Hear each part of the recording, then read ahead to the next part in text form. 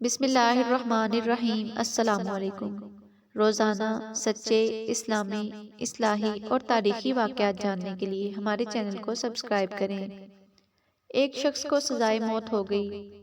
اس سے پوچھا گیا کہ زندگی کی آخری آرزو کیا ہے؟ اس نے کہا، میں ہارون رشید خلیفہ وقت سے ملنا چاہتا ہوں۔ آرزو پوری کر دی گئی۔ قیدی جب دربار میں داخل ہوا تو اس نے بلند آواز میں کہا، السلام علیکم۔ خلیفہ تخت پر بیٹھا تھا۔ اس نے کہا، وعلیکم السلام۔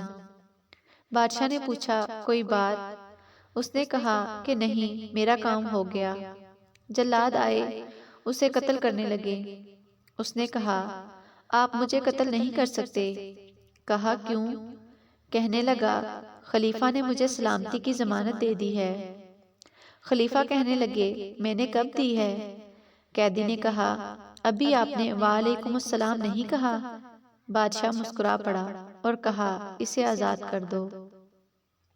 جب ہم السلام علیکم کہتے ہیں تو ہم ضمانت دے رہے ہوتے ہیں کہ تیرا مال، جان، عزت سب مجھ سے محفوظ ہے۔